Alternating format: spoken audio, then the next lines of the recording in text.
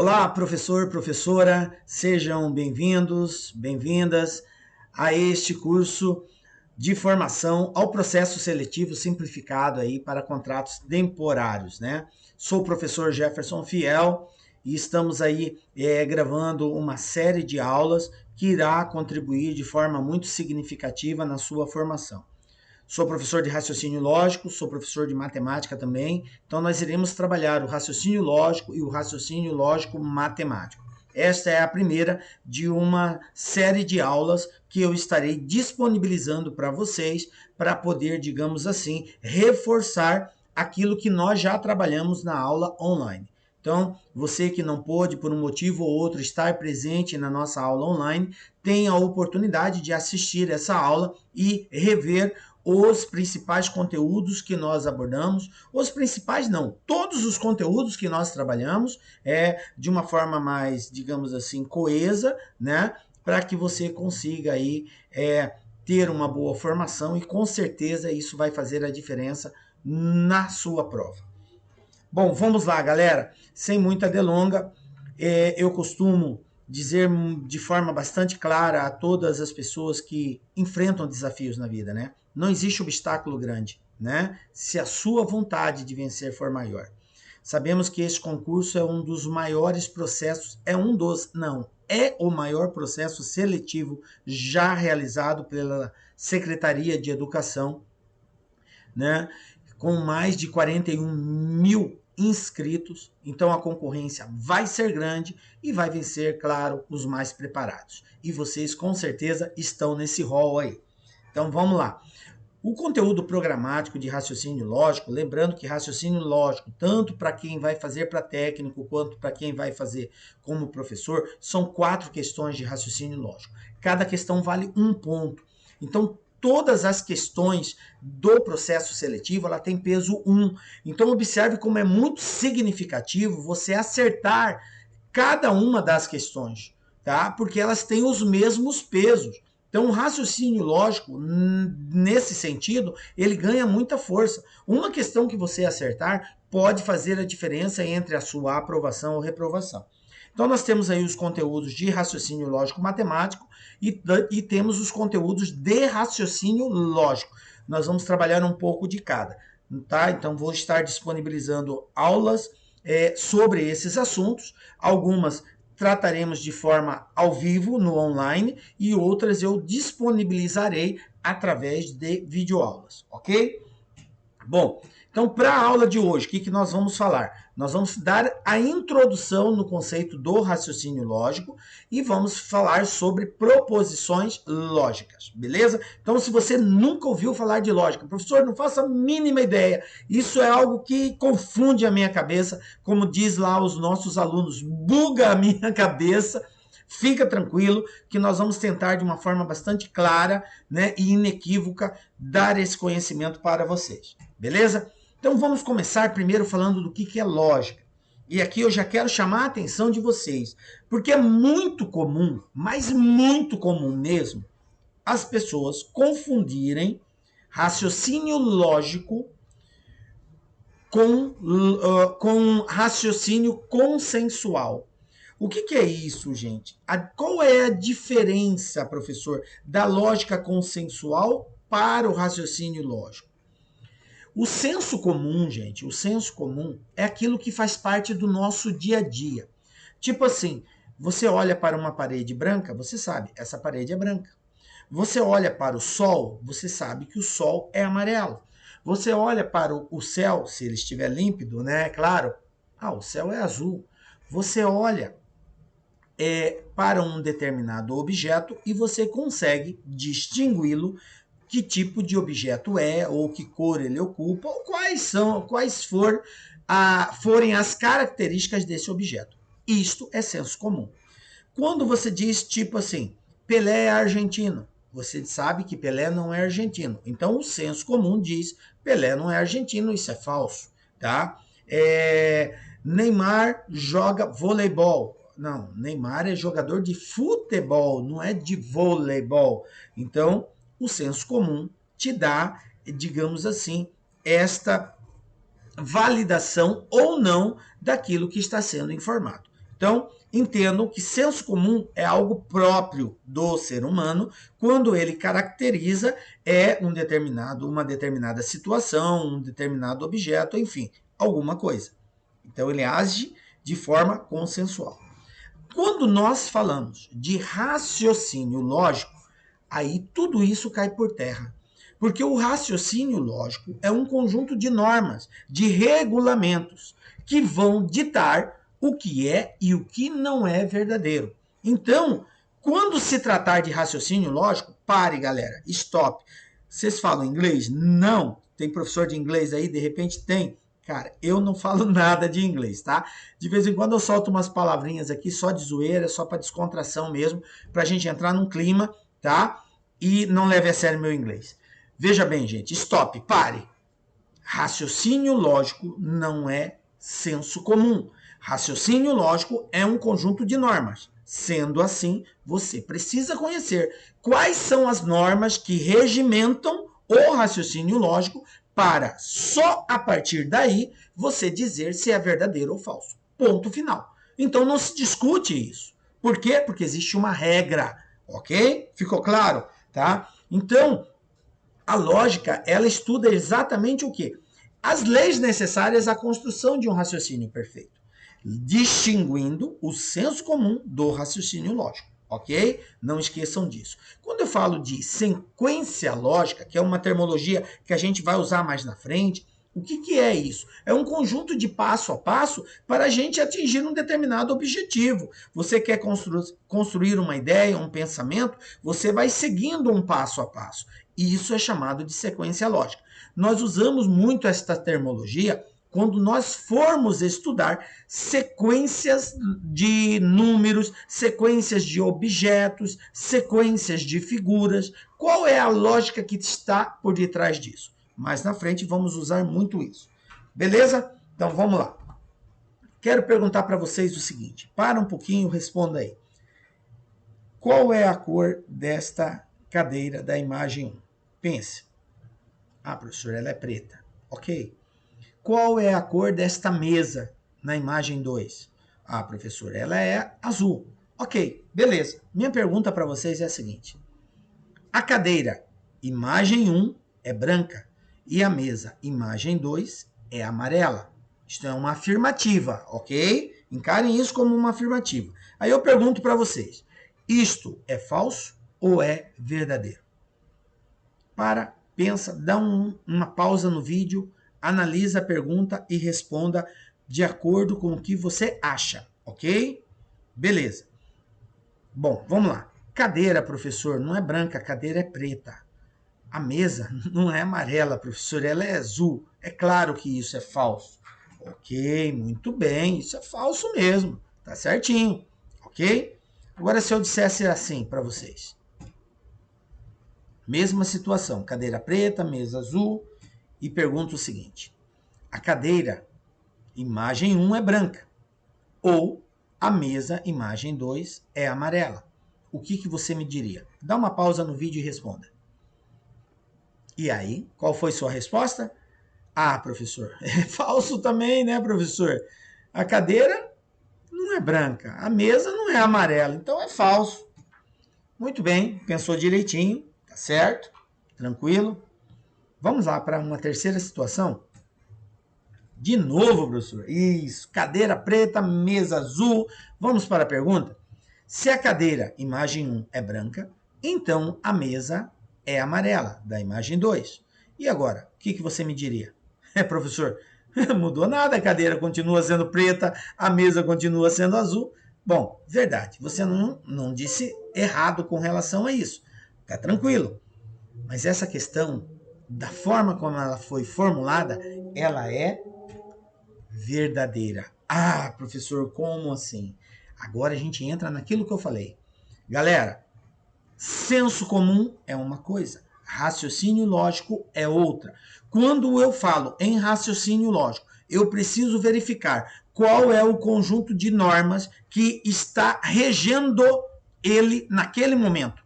Então eu apresentei para vocês 3 situações que continham os mesmos objetos porém eles foram apresentados com conectivos lógicos diferentes. O primeiro foi o conectivo e, o segundo foi o conectivo ou, e esse terceiro, que é o último que eu apresentei, é o conectivo se então. Observem aqui, ele aparece, tá? Ele está aparecendo aqui, ó. Se então, ok? Esse é o conectivo lógico. Beleza. Para esse conectivo, é admissível, dentro do raciocínio lógico, que sendo falsa as duas, a proposição, a frase, a afirmativa, ela é verdadeira. Ah, professor, buguei, eu não entendi direito por que ela é verdadeira. De boa, tranquilo, acalme o coração. Veja bem, galera, nós vamos, numa outra aula, aprofundar na tabela verdade. O que é a tabela verdade? É um conjunto de normas que diz quando que uma frase composta é verdadeira ou falsa, dependendo do conectivo lógico que estiver presente nela, ok? Então aí nós vamos falar sobre o conectivo e, vamos falar sobre o ou e vamos falar sobre o se então. E aí vai ficar mais claro para que você entenda por que as duas anteriores foram falsas e esta é verdadeira, ok? Então, a princípio, eu trouxe essa experiência para vocês para simplesmente vocês entenderem que uma mesma situação, dependendo do conectivo, pode ser falsa ou pode ser verdadeira. E nós precisamos entender qual é a lógica predominante em cada conectivo. Tranquilo? Bom, professor, isso eu entendi. Maravilha. Era isso que eu precisava que você entendesse. Que dentro do raciocínio lógico, você vai poder ter uma situação que é falsa para um conectivo, mas a mesma situação pode ser verdadeira se for outro conectivo. E aí depois a gente vai aprender quando que isso ocorre, tá? Então fica tranquilo que isso é na próxima aula. Por enquanto, eu só queria trabalhar essa ideia com vocês. Vamos lá. Eu quero também trabalhar numa outra situação. Dentro da avaliação da lógica, do raciocínio lógico, tem situações em que nós não iremos usar de regras, mas iremos usar da lógica para que nós tenhamos algumas conclusões diante de algumas circunstâncias. Então, a banca ela pode apresentar para você uma determinada situação, um determinado contexto e pedir para você opinar se é verdadeiro, se é falso, ou pedir para você, digamos assim, tirar uma conclusão ou identificar elementos que aquele texto, que aquele exercício está citando, que é o caso desse exercício aí. Então preste muita atenção, desliga a televisão, peça para gato, papagaio e periquito fazer silêncio agora, porque você tem que estar antenado no que eu vou falar aqui. Primeira coisa, como todo texto, precisa de fazer uma leitura, e uma leitura assim bem atenciosa, né, galera? Vamos lá. Primeiro passo, leitura atenciosa, depois eu me concentro em qual é a pergunta e por último eu vou aplicar a melhor resolução, porque não existe uma, tem várias, então eu tenho que ver aquela que melhor se aplica. Beleza, então vamos lá. Suponha que as prefeituras das cidades X, Y e Z possuem um veículo cada uma. Então cada uma dessas prefeituras possui um veículo de modelos diferentes, ou seja, a prefeitura X tem um modelo de veículo, a Y tem outra e a Z tem uma outra e todas elas são diferentes. Beleza. Continuando. Isso é muito legal, viu, gente? Quando você lê o exercício, você entrar dentro dele. Você precisa entender essa contextualização. Entra dentro do exercício, procura viver aquilo que o exercício está, digamos assim, mencionando, para você incorporar isso, vai facilitar a resolução. Considere que os modelos de veículos que essas prefeituras possuem são caminhonete, sedã e hatch. 3 modelos de veículos. E que somente uma das afirmativas a seguir é verdadeira. Olha só que informação super importante, gente. Super importante. E que somente uma das afirmativas a seguir é verdadeira. O que ele está querendo dizer com isso? Eu tenho 3 afirmativas aqui. Eu tenho a afirmativa 1, eu tenho a afirmativa 2 e eu tenho a afirmativa 3. Somente uma delas é verdadeira. Professor, mas ele não falou qual é verdadeira. Tudo bem, mas o importante agora é que uma é verdadeira. Se uma é verdadeira, quer dizer que as outras são falsas. Tranquilo? Continuando a leitura. Sendo assim, os modelos dos veículos das prefeituras X, Y e Z são, respectivamente, aí nós temos as alternativas. Então vamos lá. Como que eu resolvo esse tipo de exercício? Primeiro, eu gostaria que você resolvesse. Dá uma pausa no vídeo, tenta fazer sem consulta e depois você acompanha a resolução que eu irei fazer, ok? Então vamos lá. Primeira situação, tá? Como eu tenho 3 afirmativas e só uma é verdadeira, eu tenho que partir de hipóteses. Qual seria a primeira hipótese? A primeira hipótese, eu vou considerar que a primeira afirmativa é verdadeira, que a segunda afirmativa é falsa e a terceira, consequentemente, será falsa também. Verdadeiro, falso e falso. Beleza, professor. Agora, eu vou, diante desta hipótese, fazer a análise e tentar determinar quais são os veículos de cada prefeitura. Quando eu parto de uma hipótese, o que vai fazer essa hipótese ser verdadeira ou não? É a contradição. Então, se ao avencar uma hipótese, eu fui e coloquei a hipótese tal. Se houver uma contradição na minha análise, aquela hipótese cai por terra. Ela não é verdadeira. Eu tenho que criar outra hipótese. E assim, eu vou indo de forma consecutiva, criando hipóteses até eu chegar a uma conclusão. Ok? Então, vamos lá. Analisando a primeira hipótese, eu tenho aqui prefeitura X, prefeitura Y e prefeitura Z. Ok? Na primeira hipótese, diz que a primeira é verdadeira. A primeira diz assim: o veículo da prefeitura X é uma caminhonete. E isso é verdadeiro. Veja bem, gente, se isso é verdadeiro, então X é uma caminhonete. Eu vou representar pela letra C. Então, o veículo da prefeitura X é uma caminhonete. Ok. A segunda afirmativa diz: o veículo da prefeitura Y não é uma caminhonete. Só que isso aqui é falso. Pausa. Toda vez que você tem uma afirmativa dentro do raciocínio lógico e você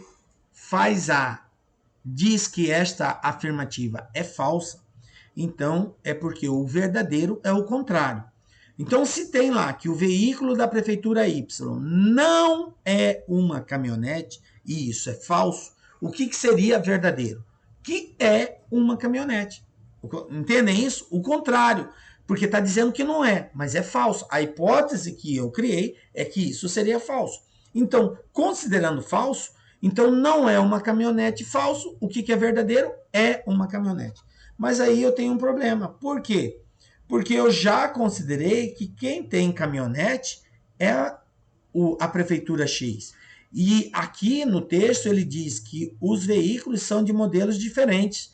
Então, se um tem caminhonete, o outro não pode ter. Olha a contradição que eu disse para vocês. Conclusão. Essa hipótese que eu criei, da primeira ser verdadeira e das duas seguintes serem falsas, não pode ser considerada. Então, o que eu vou fazer? Vou eliminar essa hipótese. Então, aqui não é verdadeiro, aqui não é falso, aqui não é falso. Aqui não vai ser caminhonete, aqui não vai ser caminhonete. Beleza. Vamos então para a outra hipótese. Qual seria a outra hipótese? A primeira é falsa, a segunda é verdadeira e a terceira é falsa. Só uma é verdadeira, lembrem disso. Beleza, agora vamos analisar. A primeira diz assim: o veículo da prefeitura X é uma caminhonete. Ele está dizendo que é, só que isso aqui é falso. Se é falso, o que é verdadeiro? Que não é uma caminhonete. Se ele não é uma caminhonete, qual seria os possíveis veículos da prefeitura X? Ou um sedã ou um hatch. Então, a caminhonete eu estou representando pela letra C, o sedã pela letra S e o hatch pela letra H. Então, o X seria S ou H, beleza? Um dos dois. Eu não sei qual, mas pode ser um dos dois. Beleza. Continuando. O veículo da prefeitura Y não é uma caminhonete. Não é. E isso eu estou considerando como sendo verdadeiro. Se é verdadeiro, galera, então não é uma caminhonete, quer dizer que Y ou vai ser um sedã ou vai ser um hatch. Beleza? Porque não é uma caminhonete. Tranquilo. Vamos para o terceiro. O veículo da prefeitura Z não é um sedã. Isso é falso. Espera aí. Se ele diz que não é um sedã, é falso, então o que seria verdadeiro? O contrário, que é um sedã. Então, o veículo da prefeitura Z é um sedã. Então, vou representar por S. Bom, veja bem, se a Z é sedã, então o Y não pode ser sedã e nem o X pode ser sedã, porque é um para cada prefeitura. Tranquilo, risquei sedã dos dois. Qual sobrou de opção para X? O hatch. Qual sobrou de opção para o Y? O hatch. Galera, pode elas terem o mesmo veículo? Não. Contradição novamente. Então, não pode ser hatch. Não pode ser hatch, contradição. Então, essa hipótese que eu criei não pode ser considerada. Então, mais uma vez, vou trocar de hipótese. Então, aqui falso, aqui verdadeiro, aqui falso. Vou apagar, ok? E vou criar uma terceira hipótese. Qual seria essa terceira hipótese? A primeira é falsa, a segunda é falsa e a terceira é verdadeira. Então, vamos analisar agora. O veículo da prefeitura X é uma caminhonete. Isso é falso. Se é falso, qual é o verdadeiro? Que não é uma caminhonete. Se não é uma caminhonete, ou vai ser um sedã, ou vai ser um hatch. Beleza? Tranquilo. Vamos para 2. O veículo da prefeitura Y não é uma caminhonete. Isso aqui é falso. Se não é uma caminhonete, é falso, o que seria verdadeiro? Que é uma caminhonete. Então, eu já sei que Y é caminhonete. Beleza? Por essa hipótese. Maravilha. Vamos continuar. Terceiro, o veículo da prefeitura Z não é um sedã. Não é. E isso é verdadeiro. Se não é um sedã, é verdadeiro, quais seriam as possibilidades da prefeitura Z? Ou ser uma caminhonete, ou ser um hatch.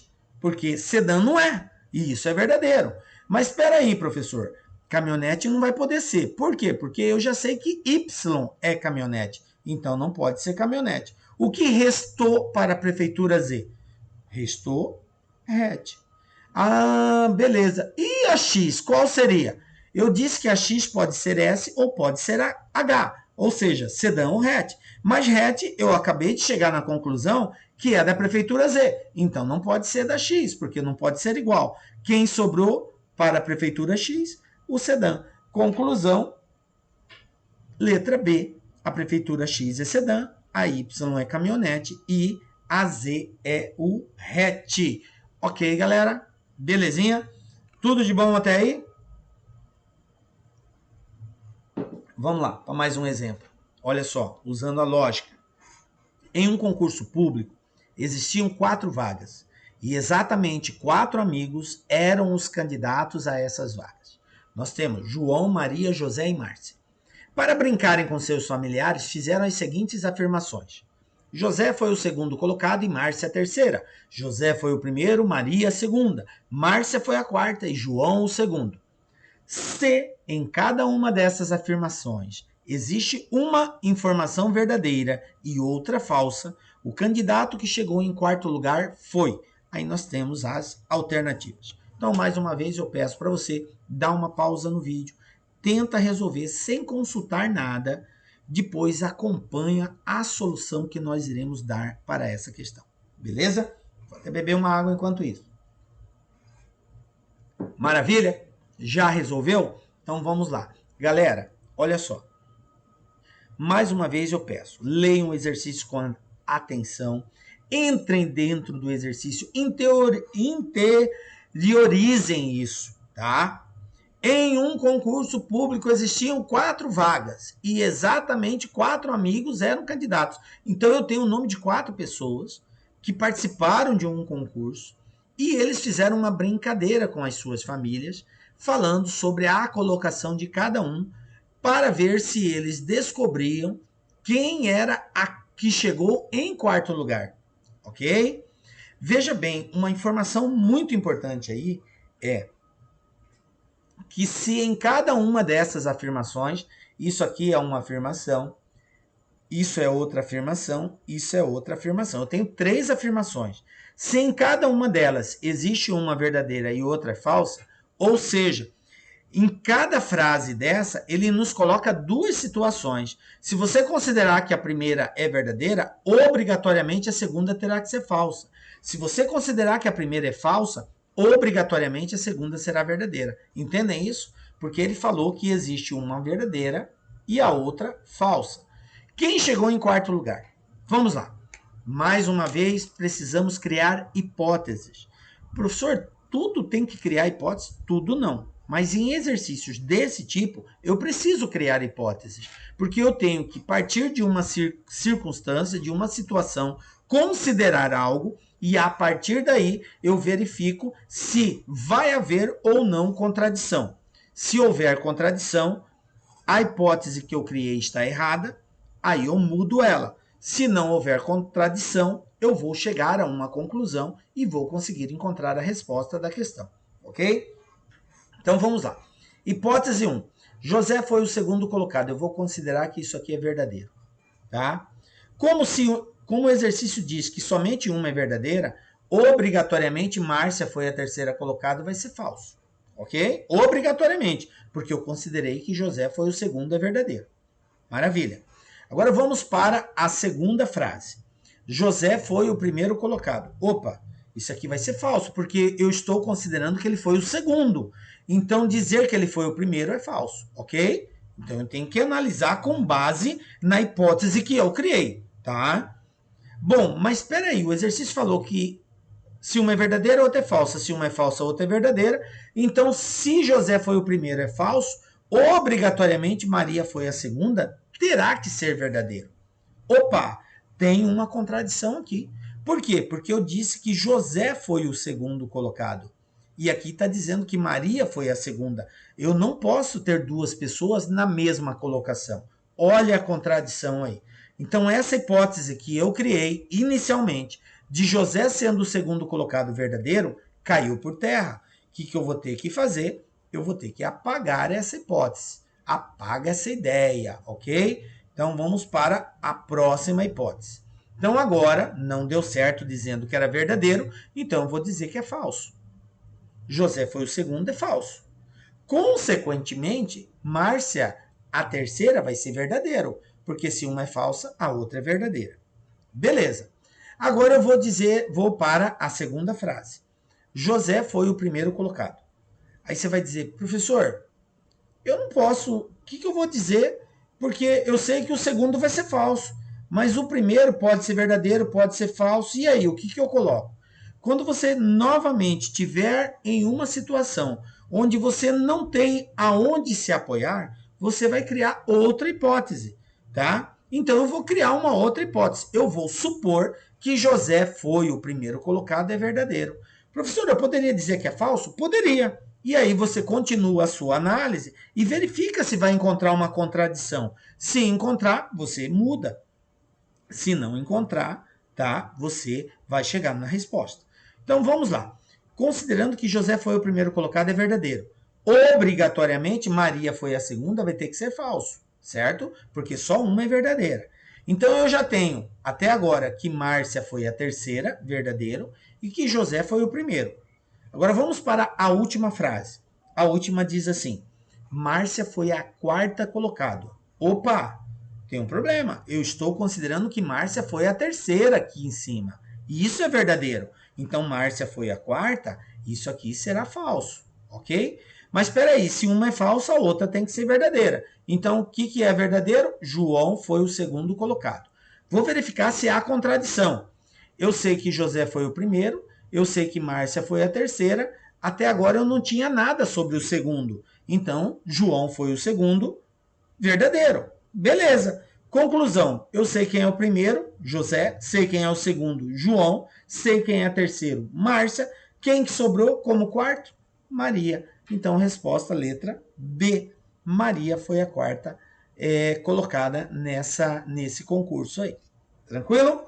Belezinha? Bola para frente, galera. Vamos lá. Proposição lógica. Professor, o que é uma proposição lógica, gente? A palavra proposição dentro do raciocínio lógico quer dizer o seguinte: proposição é uma frase. Proposição é uma afirmativa, tá? É uma declaração. Então, são várias formas de nós, digamos assim, definirmos o que é uma proposição dentro do raciocínio lógico. Então, proposição é toda frase, é toda sentença que pode ser julgada. Guardem bem isso, galera. Toda frase, toda sentença que pode ser julgada como verdadeira ou como falsa é uma proposição. E quando a gente fala de frase, de sentença, nós temos que entender que essa frase, essa sentença, ela pode ser representada por palavras ou ela pode ser representada por símbolos, tá? Ou por números, ou, digamos assim, operações matemáticas de adição, subtração, multiplicação, divisão. Então, existem várias formas de nós representarmos uma frase sem necessariamente usarmos palavras. Podemos usar símbolos e podemos usar algarismos numéricos para fazer essa representação. Fica claro isso? Então, resumindo, proposição é uma frase, é uma declaração, é uma afirmação que pode ser julgada como verdadeiro ou falso, ou melhor, que afirma ou que nega, tá? Uma observação: toda proposição é uma frase. Ou seja, não existe proposição que não seja uma frase. Se é uma frase, ela precisa ter sujeito, verbo e predicado, ok? Necessariamente precisa ter tudo isso. Professor, se não tiver sujeito, então não é proposição. Se não tiver verbo, não é proposição. Então eu preciso desses três elementos. Tranquilo? Então toda proposição é uma frase, mas nem toda frase é proposição. Então eu posso ter uma frase que não é proposição, professor? Pode. Pode. E é isso que a gente vai falar agora. Porque tão importante quanto você saber o que é também saber o que não é uma proposição. Então vamos trabalhar agora a ideia quando que não é uma proposição. Qualquer coisa fora disso vai ser uma proposição, ok? Então vamos lá. Quando que eu não tenho uma proposição? Galera, a proposição eu não terei nas seguintes circunstâncias. Antes disso, só um exemplo de proposição para ficar claro. Se eu pergunto, o sol é amarelo? Tem como eu julgar isso? Tem, gente. Ah, é verdadeiro. Ou se não fosse, eu poderia dizer que não era, tá? É falso. Então eu posso julgar. Então isso é proposição. Pelé é argentino. É proposição? É. Olha só, sujeito, verbo, predicado. Então eu posso julgar isso? Posso. Ah, é falso, mas não importa, gente. Olha aqui, para tudo que você está fazendo agora. Presta atenção no que eu vou falar. É muito comum as pessoas acharem que o fato de ser falso deixa de ser proposição. E tá errado, galera, tá errado. O que caracteriza uma proposição não é o fato dela ser falsa ou não, mas sim dela poder ou não poder ser julgada. Entendem isso? Então memorizem que o que caracteriza a proposição é o fato de poder ser julgada. Agora, se essa proposição vai ser verdadeira ou se ela vai ser falsa, isso não importa, tá? Isso não descaracteriza ela como sendo uma proposição. Ficou claro isso, galera? Beleza, professor. 9 mais 7 igual a 15. Ah, professor, isso não é proposição, isso aí é uma sentença matemática. Opa, eu disse para vocês que a proposição ela pode ser representada por palavras, por símbolos ou também por algarismos numéricos, seguidos, associados de uma operação matemática, de soma, subtração, enfim. tá? Então, 9 mais 7 é igual a 15 é uma proposição? Sim, uma proposição falsa, porque 9 mais 7 são 16, mas é proposição, tá ligado? Beleza. Agora vamos lá. Quando que não é proposição, professor? Comigo. Primeira situação, galera. Frases interrogativas. Professor, quando que eu tenho uma frase interrogativa? Isso é muito simples. A frase ela vai ser interrogativa quando aparece ponto de interrogação. Simples assim, professor? Simples assim. Se você tiver uma frase, aparecer o ponto de interrogação, então não é proposição. Maravilha. Onde você esteve? Olha só, ponto de interrogação. Não é proposição, tá? Outra, quando você veio me visitar? Não é proposição, é uma pergunta, tá? Outro tipo de frase, frases ou sentenças abertas. O que é uma sentença aberta? É quando o sujeito não é determinado, ou melhor, sujeito indeterminado, beleza? Tipo assim, x mais 10 igual a 17. Como que eu vou julgar isso? Eu não sei o valor de x. Professor, se x for 5, 10 mais 5, 15, então é falso. Mas e se x for 7? 10 mais 7, 17, então é verdadeiro. Mas eu não sei o valor de x, eu não posso julgar. Então, não é proposição. Beleza? Então, toda vez que aparecer uma letra numa sentença matemática, nós chamamos isso, dentro da matemática, de sentença aberta. E sentenças abertas, elas não são proposições. Um outro, ele é médico. Ele quem? Quem é ele? João, José, Marcos? Eu não sei quem é ele. Então, eu não posso julgar. Se eu não posso julgar, então não é proposição. Toda vez que eu tiver o sujeito indeterminado, eu não posso julgar, portanto, não é proposição. Outra situação, frases exclamativas. Professor, como que eu identifico? Muito simples, é só aparecer o ponto de exclamação.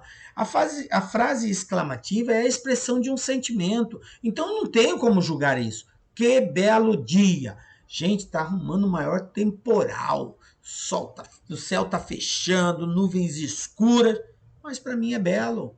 O que você tem a ver com isso, né? Eu acho pronto e acabou. Então eu não posso julgar isso aí. Que comida gostosa, às vezes está super apimentada, com sal em exagero ou sem sal, mas cara, eu gosto desse jeito. O que você quer julgar? Então, se é a expressão de um sentimento, é uma exclamação. Então eu não posso julgar. Conclusão, não é proposição. Tranquilo? Outra, frases imperativas. Bom, os professores de português sabem muito bem isso. O que caracteriza uma frase imperativa? É o verbo no imperativo. E o verbo no imperativo, para facilitar a compreensão, é quando ele exprime ordem, gente. Faça isso, venha aqui. Então, frases que exprimem ordem, elas aparecem com o verbo no imperativo. O verbo estando no imperativo, eu vou ter uma frase imperativa.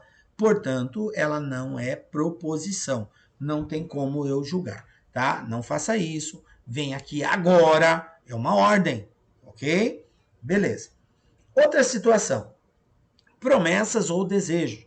Você vai e promete lá. Quero ganhar na loteria.